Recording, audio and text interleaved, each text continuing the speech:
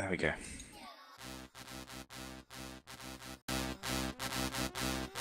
Hello and welcome to That's Dota. Yes, indeed. Do you want to introduce yourself? Yeah, I'm Peter. This is our first time casting, so welcome to it. I hope it goes okay. Yeah, it's going to be a bit shaky, isn't it? But we'll do our best. I'm Mike, by the way, the one that isn't Peter. We might just both sound English and Southern to you. But Which is you'll interesting manage to because differentiate. I'm from York, so Wow. you'd expect me to sound much more northern. Alright, first ban lich. We've been seeing loads of first pick lich, so I guess they're trying to head that off at the pass. Yeah, which I just quite happy to let them pick that first lich. Normally, as we were talking about this earlier, we haven't really seen the first pick lich pay off hugely too much in any of the games that we've watched. But Yeah, I think more than anything, a lich just provides a really nice juicy target for a Rubik steal.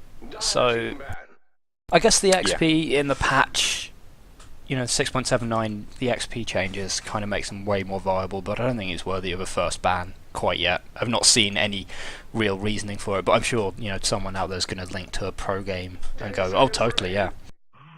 I think you pick it to win a lane maybe, but it depends whether you got the draft to back that up. But more bans coming out. Batrider fourth here, right up in the first stage. He's been pretty much a regular. He's either been picked or banned. He's still pretty viable, I think. Coming straight out with the Crystal Maiden here from Totally Forks. That's a nice aggressive start.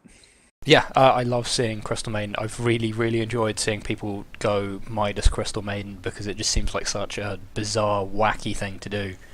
But it just seems to be really fun and work quite well, just keeping her viable into the late game. Yeah, I like it a lot, especially because, the way you want to play Crystal Maiden is you want to get that early advantage. And, yeah, if you want to pick up a Midas to just accelerate that, I think that works nicely. They also ban out the Visage, Totally Forks, which suggests to me this is going to be part of a tri-lane, probably an aggressive one.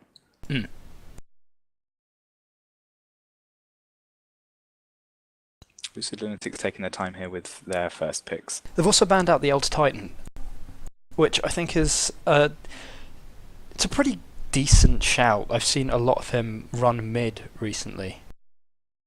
So I guess it's just sort of banning out any potential mids for Totally Forks. Yeah, it definitely feels like a double mid ban. And okay, so they first pick up the Alchemist. Alchemist seems super flexible since the last patch. He already was, but now it just feels like he can be played in almost any role. Yeah, those huge buffs to the regen from his ultimate just keeps him out. And there we go, Rubik. Okay, so that seems a little early. I guess if they just want to pick him up, to ensure they've got him, but that does kind of affect the tone of the rest of Totally Forks picks. They're going to really watch what skills are coming out on their side to make sure Rubik doesn't have too much to steal, I'd expect. He's also a really strong tri-lane hero, defensively and offensively, I feel. And okay, straight up with the bounty. I really love bounty in this new patch. Just seems enormously strong. I haven't actually seen much bounty since the new patch. What's changed with them? The new jungle changes means that he can soak up a lot of XP if the team are running a jungler. Also, just having him, cloaked, running around the jungle.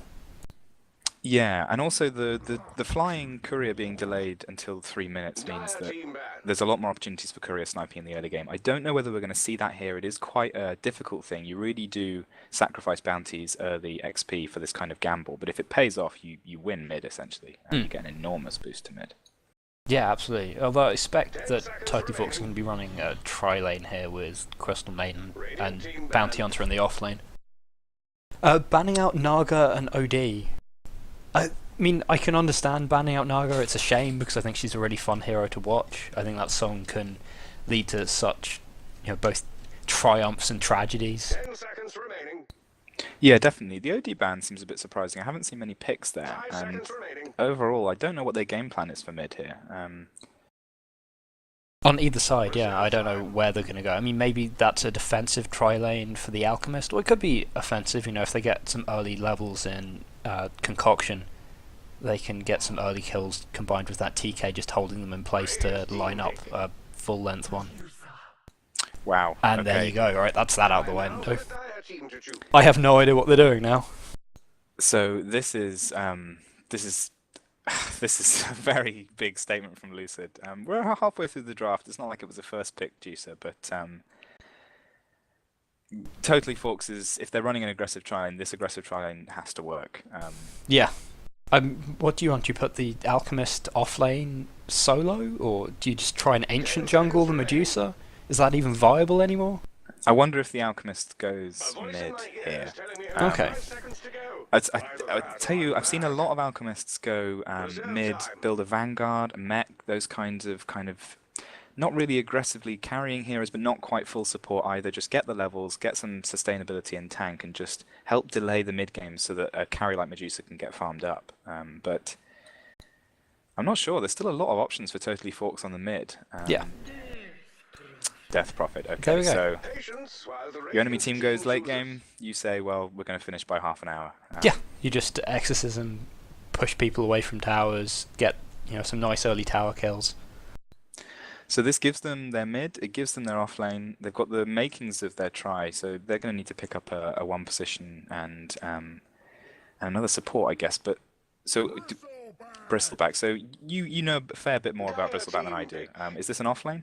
I guess it could be an offlane, but I don't know what else. Yeah, I guess Alchemist mid, you have an offlane, another try. It makes them really tanky in the late game. That Bristleback is a pain to kill throughout.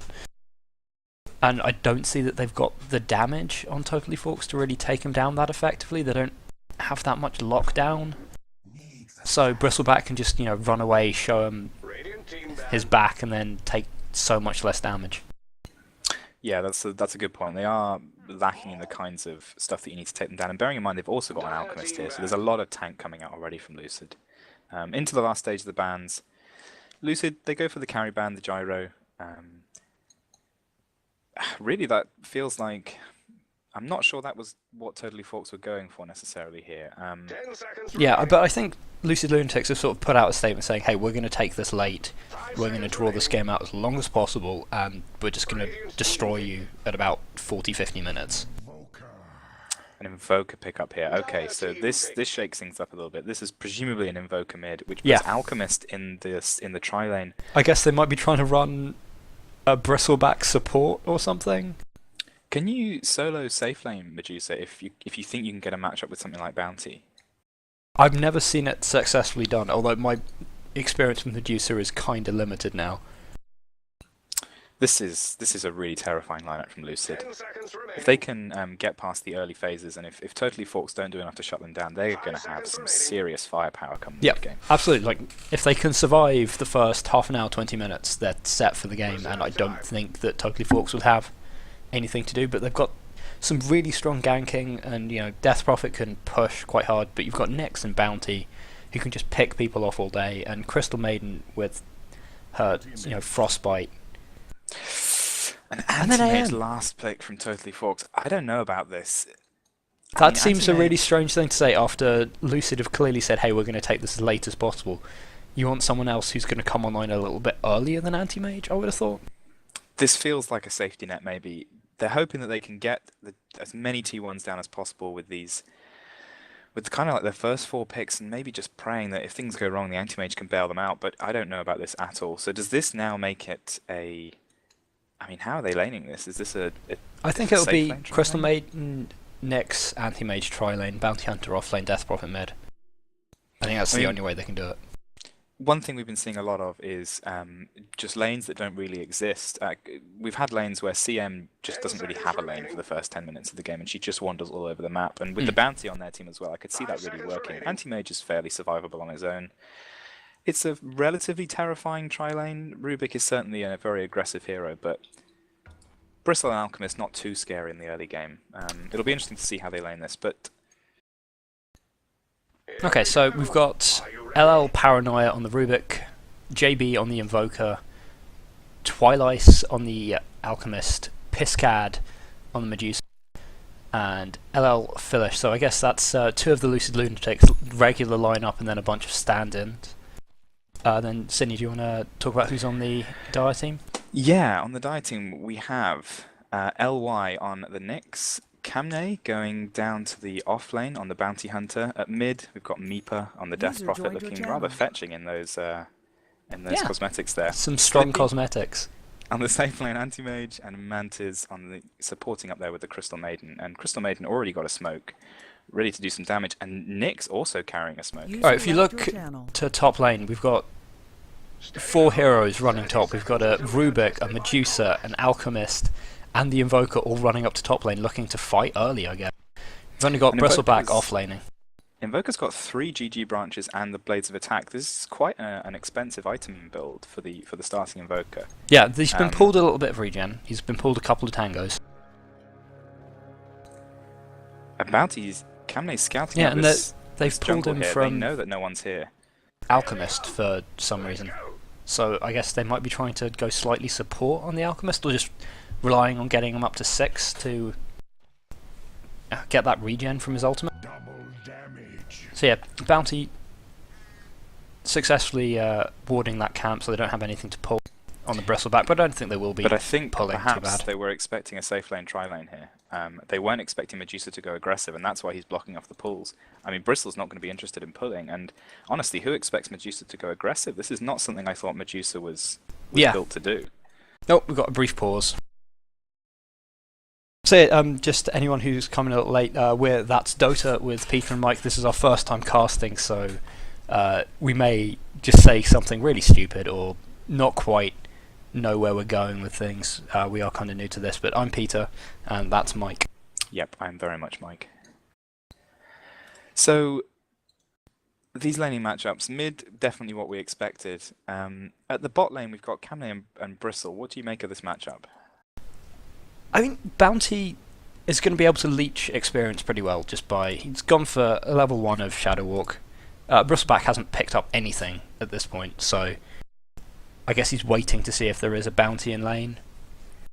Yeah, it doesn't feel like a lane that's going to go either way. I don't really feel like Bristle, unless Kamne really lets the stacks pile up on him, I don't really feel like Bristle can kill too easily in this lane. Yeah, I mean, he can just run away with Shadow Walk. It's fairly low mana. He'll have the ability to go, and he won't be able to output enough damage to the Bristleback to really make too much difference. Unless, of course, they get some rotations down from Mantis on the Crystal Maiden.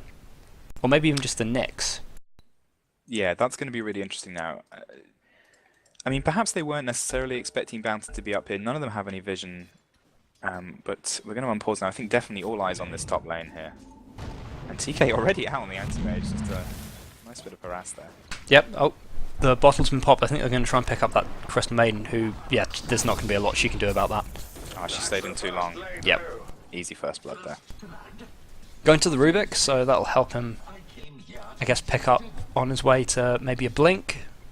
Fast Midas. Oh yeah, a Fast Midas. Gotta get those support. I'm not quite sure what Rubik has to steal here. Oh, we've got a little bit of harass down on bottom lane. Just going as we thought, really.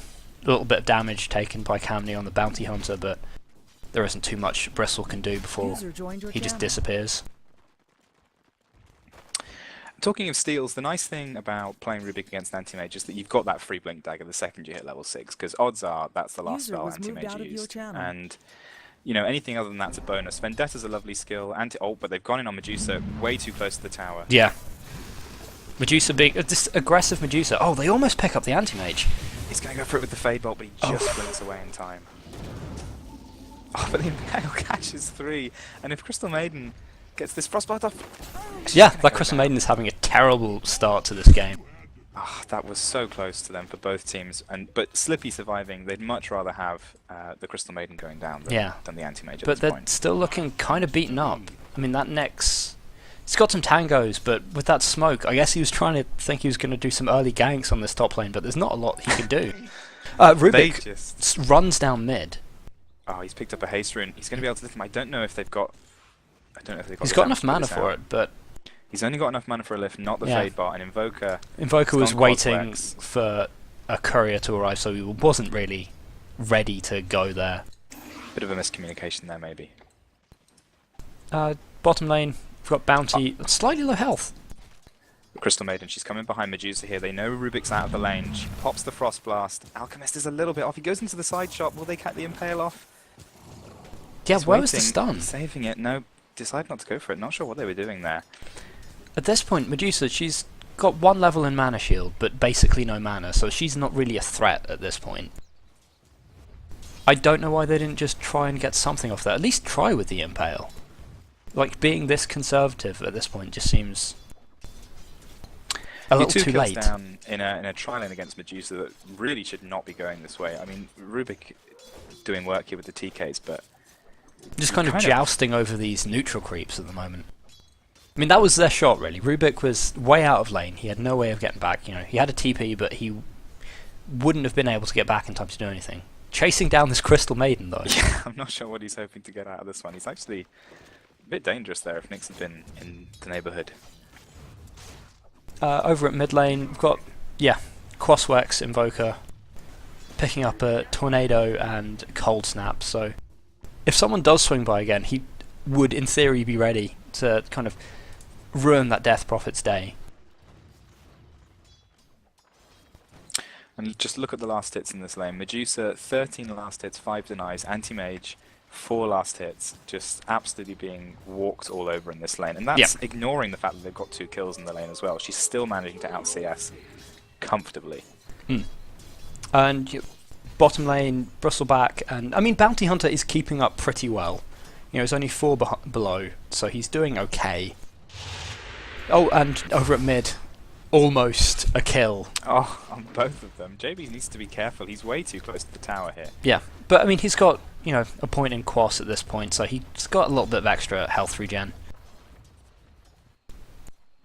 Yeah, this top lane is just mesmerizing. Death Prophet really wants this rune, but she has to be super careful here. Yep. Rubik can just swing down, lift her up. Oh, wasted smoke there by... Terrible smoke. I mean, that Crystal Maiden's still smoked up, so she might try and swing mid. They see her smoke. They've got this aggressive ward behind the T1 tower. I'd missed that. So if they were on the ball, they saw her even do that. And Meepa manages to pop off a bottle charge with this Invis rune, but I don't know if they go on this Invoker here. I mean, Nyx is they're sort of moving well. down to try and take him, yeah. But and JV's long gone. rotation here. Anti-Mage now farming at the bot. Kamne the Bounty Hunter's rotated up top, and this feels like a good decision, but I don't know whether it's going to really be in time. They've already lost a lot of distance here. I think if you want to take it late, it's a fine decision to make, I guess. They had to do it at some point. Yeah. Oh, pick up on Kamne. At least they know they've got a bounty there, so they'll probably start getting some vision there, and that tri-lane with the huge stun from the Alchemist, I really don't like his chances of doing much of anything. Oh, they've gone in on Meepa at mid lane. EMP, Cold Snap, just finishes her off. She was hanging in such low health there. I'm not sure whether it benefits Kamne being in this lane anymore, though. He's got 6. He's got his track. Really, maybe should be looking for kills on like this mid lane here with... Yep. The stun comes out. Oh. Not quite held enough for them to do too much off it. Just out of range of the sentry. Oh, they've gone in on Invoker at mid, though. Looks like it'll be okay. Returns with the EMP. Everyone has to Delta split. Alright, we've got another rotation coming down bot. This will be a fairly easy pickup. Bristleback's really, really pushed up. Double damage. So if they just get a Frostbite off, have Nyx come around with the Impale to pick him up if he tries to run away, with how slow he is. No dive down here either. They're going to get the Frostbite off. Oh, and over in top lane, just a quick pickup on that bounty. Oh, he is so dead. Yep. Meanwhile, I can't see that they've got this. TP. Ah, okay, yeah. I was going to think he was just going to get a TP and get out. But he's again, get back to the tower. No Frostbite, no stun. Nyx just holding onto the Impale there. Maybe they just didn't feel they had the follow-up damage with Anti-Mage. They're just so gun-shy, but, you know, if you don't think you can do it, then you shouldn't really have rotated, just leave Anti-Mage. I guess they're trying to harass him away to buy Anti-Mage some space. I think this is an okay matchup for Anti-Mage. She can control the creep equilibrium alright. I think I'd at least have one of the supports rotate out. they need to be finding some kind of kills and getting levels on these supports. I mean, Crystal Maiden is level 2 still. Yeah, if you look at the net worth, you see the anti-mage way down below even Death Prophet and Bounty Hunter, and you know that doesn't come into the other team as well. You've got Bristleback, Invoker and Medusa all soaring ahead. He seems to have had pretty good CS since he left that lane though, up to 19 and 5, and Death Prophet, who was relatively uncontested at mid, had 30 and 4, so he's definitely pulled it back a little bit in the last few minutes, and if he doesn't get ganked, I don't feel like this Bristle's going to kill him on his own, so he might be able to get a good deal of farm down there, but Medusa really had an accelerated start here. Yep. I mean, that Alchemist, in kind of a strange support role in this tri-lane, just adding a little bit of extra armor reduction with the acid spray and the stun. It's not taken a single level in Greevil, so he's clearly not looking to farm, he's just looking to fight. Yeah, he's the muscle in this lane. Rubik's got the disables. Oh, and over at bottom lane, Death Prophet comes in, and he gets out somehow. That's incredible. Survives against 3. I don't know if this is good. She's got the ghosts, but right clicks down by Invoker, but Anti-Mage comes in for the kill. Yep. Does he get the kill? No, Death Prophet gets the killing. Ah, it's a shame. He needed that kill to kind of get back in. That's a really bold move from the Bristleback to come back in. I guess he does have the invis rune. There is no vision I really down thought here. he was going to go for him then. Yeah, it did look as if he was just going to say, right, to hell with it. Let's just go for it. Crystal Maiden getting some XP in the jungle. It really feels like their draft opened wanting to push, and it ended wanting to farm, and it leaves heroes like the Crystal Maiden unsure what to do really. Nowhere to roam. Just has to go and soak up what she can in the jungle. Death Prophet's come back down to try and pick up that Bristleback. Almost does. Escapes on 40 health. But that Invoker's come back for more. Oh, he wants revenge. He's not going to get it though. Again, escapes on a tiny amount of health. Well, that Invoker wants to be careful. On a burn. We got the Impale. Oh, misses it. I guess that's why he's a little bit scared of using it. With the change in the new patch, it's not a unit target anymore, it's a point target. So it's a little bit harder to land. But even still, it's just... he needs to get the practice in at least, as evidenced by that. Totally whiffs it. Over at top lane. Yeah, they're going to take down this T1. No rotations at all from the rest of Totally Forks. And they take it down. Rubik gets the last hit there, but oh, they've got to lift up on Camnate. Is he in Sentry Vision? I don't believe so. No, he's escaped it now. No, okay. So Rubik rotating. not quite at 6. So you've got an Invoker Bristleback lane now, down the bottom, up against a Nyx. These lanes are kind of all over the place, and they've got the advantage now, but they're not really killing this anti-mage for all of these rotations. However, they are just kind of letting Medusa happily farm over at top lane. You know, she's still, 1,000 gold up on the anti-mage. Already got the Ring of Health as well, and oh, they've gone in on Camnay again. Sentry Ward down, Acid Spray dropped. Camnay. Though at bottom lane, that Bristleback manages to pick up a kill on the Nyx. And then escape. As well. They want him though. On a tiny amount of health, but surely, yes, at least the Crystal Maiden making up for it. By the Crystal Maiden. Cold, hard fact. Yeah, if we look at the goal graph, really are just almost 4,500 gold ahead, and experience looking pretty similar, 3,000 over. They certainly had a good start. It's not irreversible right now. The anti-mage is obviously great late game. Medusa obviously incredibly scary as well, but if you look at the rest of the draft, I kind of prefer Lucid a little bit more. It depends whether this Death Prophet maybe can start taking towers on her own, applying pressure elsewhere. Oh, trying to pick up the Medusa on top lane. Track goes out. Oh, Frostbite's here as well, but... Oh, look at that Alchemist swinging through! Absolutely brilliant. He still What a manages crit. to... Yeah, that crit off the Janada strike.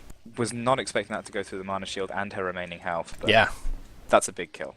that is a huge kill. Although I think it might be too little too late. Another fight down bottom. The anti-mage desperately trying to damage that Bristleback enough. Although the Rubik's swinging by, ready to pick up if they get a little too aggressive, but he's gotten so aggressive. That's a really easy kill there. Ah, that's unfortunate. But I feel like They really wanted, with this Death Prophet and, you know, the Crystal Maiden Nyx bounty, they wanted to be aggressive earlier, and they just haven't had the ability to. They're getting aggressive now, though. Stun goes out on Death Prophet, she's popped the Exorcism. Impale goes down on Alchemist, tracks up. And there he goes. One of the things we haven't talked about is the presence of track here.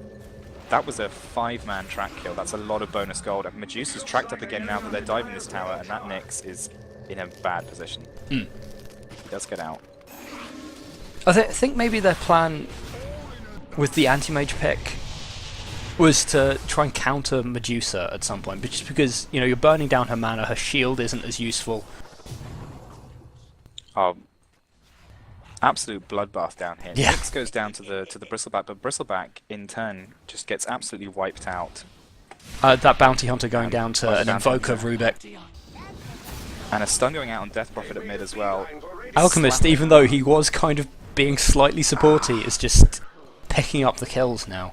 You know, that huge damage. Absolutely brilliant. Yeah. Medallion into Unstable Concoction, just an enormous amount of damage on a hero like that. Especially with the Acid Spray just taking down any armor they had even further.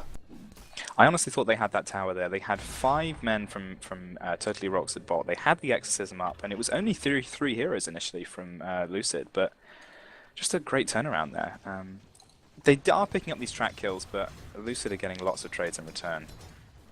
And they want this T1. Yeah, even with the track, Lucid are still almost 5,000 gold ahead.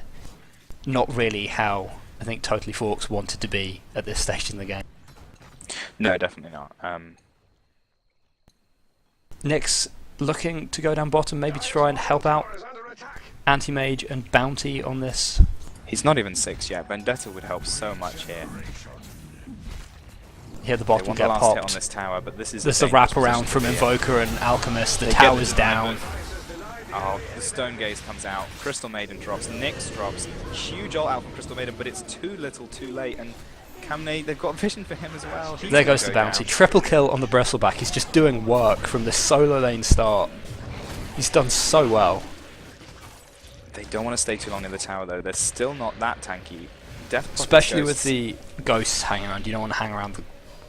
Yeah, with they're that still 2 sources of damage. But Twilight, he doesn't want to leave. Just the enormous amount of regen, and he pops. They managed to pick up the Anti-Mage. They're going to get him. Unbelievable. He was just about to. And the Death Prophet almost walking straight back into the meat grinder that is Lucid right now. I think wise to pull back there. They're all kind of middling, and Nyx is back up now. He's not going to do much on his own, but they're more than capable of defending that tower. I think that was a good back off there. Yeah, they picked up the Anti-Mage, you know, further cementing the lead they have over him. And actually, Invoker now our lead in net worth. He's got Phase, he's got 4 staff, he's got a point booster at 15 minutes. This Invoker is really looking good. It's a shame that he hasn't even got a single point in Exhort, because just a little bit of flexibility would help them out here, but they don't really need the global presence. So perhaps this is going to work out for them in the They've got enough sources of damage that they don't really need the Sunstrike. It's a bit, you know, I figure they think it's a bit show-offy. They're just making sure he's got the utility and, you know, sapping the mana with EMP. Silenced up and brought down at mid there, though. Net worth or not. Net worth or not, you can't do too much against 4 heroes just diving on you. Rubik grabs the Impale off Nyx. They pop the Exorcism a little bit early. I don't know whether they can take this fight particularly. Maybe they just want to drive them off, but Alchemist is channeling a stun. He's kind of committed himself now. A little bit of a cheeky D-ward in the middle of all this as well. Stuns himself under the tower, but they're just not in a position to capitalize on this. Invoker picking up the Death Prophet. Great pick off there before the ghosts were ending. Yeah, and that was off a buyback as well. Oh, but Bristleback is deep here. He might get this Crystal He's going to pick up the Crystal Maiden. Maiden. Get out alive. Yep. Just one Bristle Snap. This Nyx just does not want to engage. Yeah. It's another T1. For such an aggressive pickup on that Nyx, he's just done nothing all game. And a lot of that has been the fact that he has been so level. He has finally picked up a couple of levels, so he will have his ultimate, at least 1 level of it. But really that is too little too late at this point. It's been a bad game for him, and I know there were times where he was worried about missing the Impale, but I feel like going for it would have been a far better alternative. Yeah. Anti-Mage desperately trying to farm over at top lane, trying to get something going. Got Medusa with 3k gold just sitting on her. Oh, popping the Stone Gaze, picking up the CM. And the Death Yeah, Prophet. bit of an early Stone Gaze, but they're going to grab this Bounty Hunter, and that's a good source of annoyance off their hands. Is he going to get away? Have they got Dust for him? I don't think they do. Vendetta goes out behind Bristleback, and Carapace is the stun, but Oh, that four 4 stuff. Misses the Impale again. This is not going totally Forks' way. Bounty's T2 drops still a missile hanging there. around, just trying to, keep involved, I guess. Kamna, you do not want to be here. Alchemist picks up a gem. It's actually coming out on the courier, I guess. If he can snipe this courier, this is the courier he wants to snipe, because once they've got that gem, his game's over. And diving under the tower here, blowing up the Crystal Maiden. The And Meepo Exorcism. forced to pop the Exorcism just to drive them off, but they might get this Bristleback Oh, here, they but I pick feel up the like this could Bristleback be a lane of finally. racks. Evoker Anti-Mage 4 just- staffing out. Kamne's still hanging around. I think they've spotted him. Oh, But the nothing to Twilight do. He's out of targets. Oh, just misses Meepo as a target there. But in 10 seconds he's going to have that Chemical Rage back up, and with the huge amount of regen that gives him, he's not really fussed. Medusa popping up top lane, see if you can pick up that anti-mage maybe. And it's interesting the point about the 3,800 gold. I'm not sure what she wants to go here because they're already so far ahead. She could look to try and finish the game early, but if you're a Medusa, why need to? I mean, they could pull back and farm for another Is she 30 going minutes here. cocky and now just going to try and pick up a Divine Rapier straight If she off? goes straight Divine, that is Yeah, an Ring of Health invitation to Divine, Basilisk, that's a legit build. throw. I mean, I'd want to see maybe a Lincoln's here, or I'm just surprised Yeah. she hasn't at least thought to pick up some of the items for it. Running to the side shop finally, yep, going for the... Camney decides, I'm not sure what his game plan is here, maybe just track and run, but even that is fairly dangerous right now. I guess he's just being a mobile ward at this point. He But sticks they around and are goes, going for look, a she's here. rotation here. LY and Slippy. Slippy blinks Trying in, to I don't pick know up what that he Medusa. Looks like they might get it, but that Nyx completely out of position again. Like if they had one good Impale or a Vendetta to start it off. Oh, Shuriken toss to cancel the TP, they're That going was to get nice. it here. No, Not the as close Rubik to with the hell now. clutch TK. Slippy, finish it off. Oh, and that blink away from the Impale. Another big kill here. CM ult goes off, but it's off mark on Rubik. Rubik playing an excellent game, not enough to get away from 4 heroes, but really playing well with his mobility. Yeah, did you see the blink away from the Impale? He steals it off the Anti-Mage, then just... Really nicely timed. Yeah, he's done a lot of work this game. Instrumental in that try-in at the start. So yeah, I wonder if Medusa is beginning to regret holding on to all that gold at this point, finally going down. Yeah. If you look at the experience and gold graph, it's coming up to 7,500 experience and 10k gold. Yeah, and I think the real problem is the disparity between their two carries at this point. Slippy, he's almost finished his Battle Fury, and that's going to accelerate his farm a bit, but Medusa doesn't really have much to distract her now. There are only 2 T2s left, even if they were going to push. Oh, but they've got an on Bristleback at the bot lane. Yep. Silenced up. Ghosts pop, they really want this kill. Cammy might even go down. He does Manages to push pick up the straight bounty Bristle. hunter. Stone Gaze comes out, doesn't manage to stop anyone, but that tornado catching 2. Alchemist there to pick up the Death Prophet. Oh, that's just brutal. Great turnaround there from Lucid. Just the TP's in and the rotations. They just had so much tank right from the start. Bristle and Alchemist, both lanes incredibly difficult to kill, even if they were ganking. I'm not even sure, even if the tri-lane had gone the way that Forks had expected, I'm not sure they would have been able to get much off of these ganks anyway. Yeah, they really had to take this game, early to mid, but with the start Lucid got, there was just no way they could get into the game. They had no opportunity to. Anti-Mage Anti-Mage trying is to get Battle back Fury. and just grabbing a Battle Fury 22 minutes in. But Lucid, they take the T2 bot, and now it's Roche time.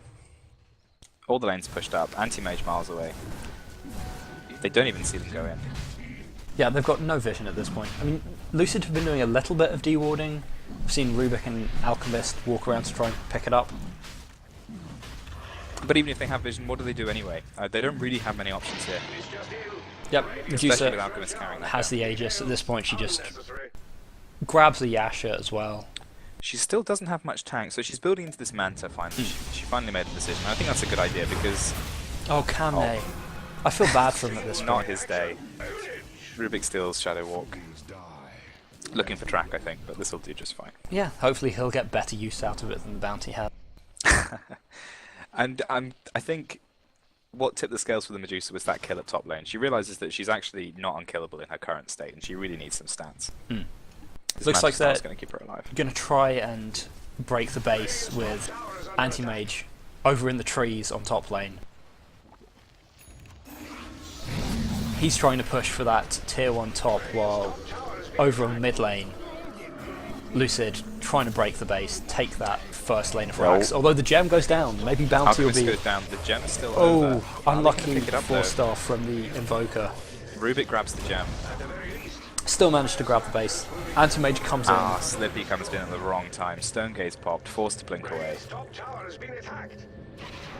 They managed to save the racks at least, and pick up a couple of kills, only losing the rather reticent Nyx. Yeah, I think that was an okay Kame, defense. they still have the gem. Oh. Oh, They also that's- pop the Stonegaze, which means that for another minute, Medusa doesn't have that kind of setup ult that she needs to put out the big damage. They're re-engaging though, trying to pick up that CM. Oh, they might get this. Meepa's been split off as well. Anti-Mage is already at bot lane. Oh, Manta's. Manta's trying for that, just desperation ult. A brave ult there. But that's Manta finished up on Medusa. Yeah, Slippy just sort of trawling the lanes, trying to pick up those tier 1s. In any other situation, this might be a good thing, but here it kind of feels more like desperation. Although they're not focusing the racks. Yeah, when you've got Medusa's- Medusa and Rubik and Bristleback just pounding on your racks.